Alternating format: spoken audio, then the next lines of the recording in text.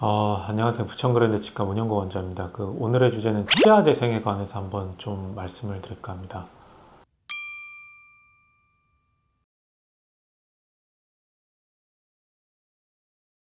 치아의 이제 치료 방법이라는 거는 결국에 이제 치아는 일반 이제 의료에 비해서 좀 단순하다고 보시면 돼요. 뭐냐면은 못 씹는 거잖아요. 그죠?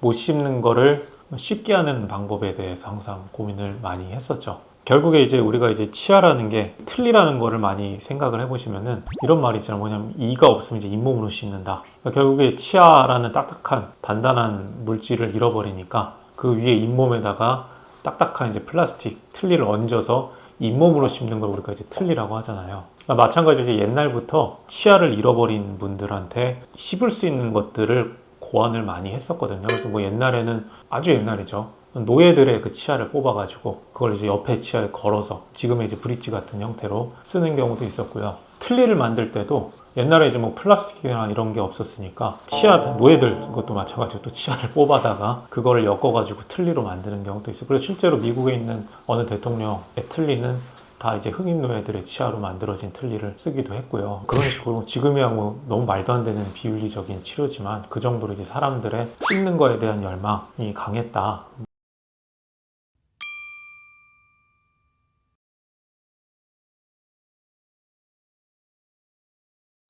이제 저도 뭐 기사를 봤는데 이제 뭐 무치증 환자, 치아 안 나는 환자들한테 뭐 단백질을 투여를 해서 치아를 뭐 치아 성장을 억제하는 유전자를 억제한다. 그래서 뭐 치아를 자라게 한다. 뭐 이런 기사를 봤는데 이게 이제 상용화되려면 사실은 좀 아직 멀었다고 생각이 듭니다. 왜냐하면 치아를 만들게 하는 게 아까 치아 성장 억제한 단백질 이런 거 떠나서 결국 이제 줄기세포 같은 거거든요. 그러니까 줄기세포라는 거는 몸에 있는 조직들이 아직 분화하기 전에 원형세포 그걸 이제 보통 줄기세포라고 하는데 줄기세포를 치아로 만들기 위해서는 해결돼야 될 부분들이 아직 너무 많아요. 일단은 뭐 첫 번째로 줄기세포를 원하는 방향으로 키울 수가 있어야 되거든요. 왜냐하면 줄기세포라는 건 뭐든지 될 수 있는 가능성을 갖고 있는 세포이기 때문에 이걸 딱 치아 형태로만 만들어야 되잖아요. 그죠? 그러니까 치아 형태로만 될 수 있게 하는 기술이 또 필요가 하고 그 다음에 치아가 딱 만들어졌으면 중요한 건 뭐냐면 성장이 멈춰야 돼요. 근데 성장이 안 멈추면 그게 뭐가 되냐면 그게 암세포거든요. 그러니까 이런 기술을 아직까지 너무도 부족한 부분이 많기 때문에 이거는 뭐 일단은 만약에 상용화가 돼서 동물 실험 통과하고 사람한테 해서 뭐 크게 이상이 몇 년 동안 없다고 결론이 나더라도 숨겨진 부작용이 어느 방향으로 나올지 알 수 없기 때문에 아직도 그래도 몇십 년은 걸리지 않을까.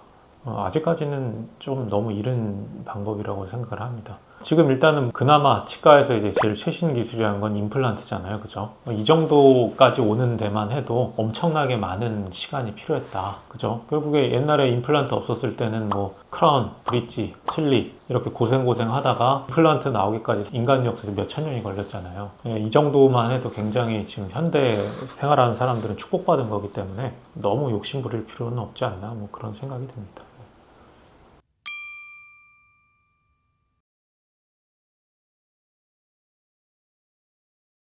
치아 재생이 된다면은 뭐 그거만큼 좋은 게 없죠. 임플란트가 사실 치명적인 단점들이 몇 개가 꽤 있거든요.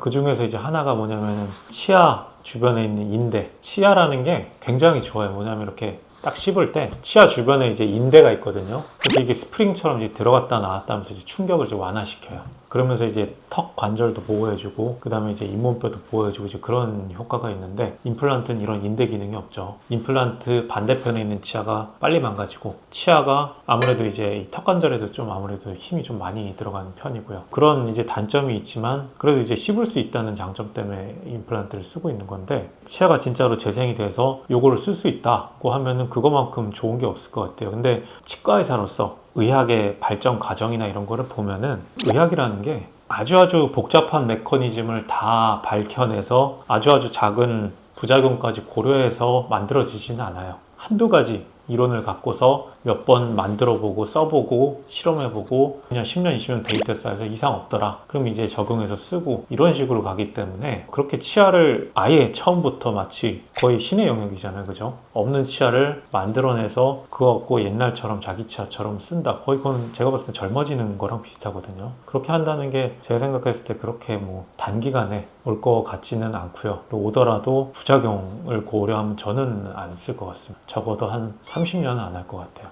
얼마 전에 이제 기사를 봤는데 돼지 신장을 이식한 남성분이 갑자기 이제 사망했다고 하더라고요. 그런 실험적인 진료는 일단은 지금 단계에서 뭔가 이렇게 막 너무 빨리 서둘러서 적용하고 이러면은 당연히 문제가 생길 수밖에 없기 때문에 너무 이제 그런 거에 기대를 갖거나 그러시는 거는 좀 너무 이르다고 생각이 듭니다.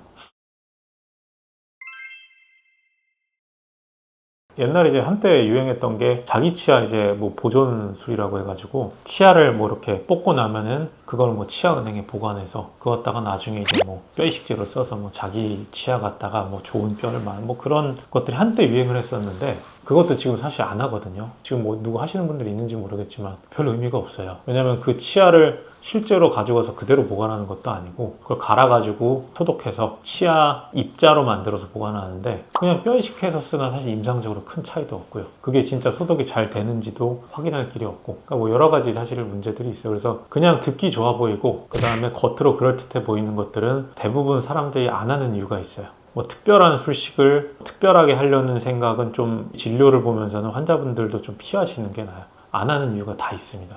그렇잖아요. 뭐냐면은 그 뭐래 기계 빨리 쓰는 사람들 얼리 어댑터 맞아.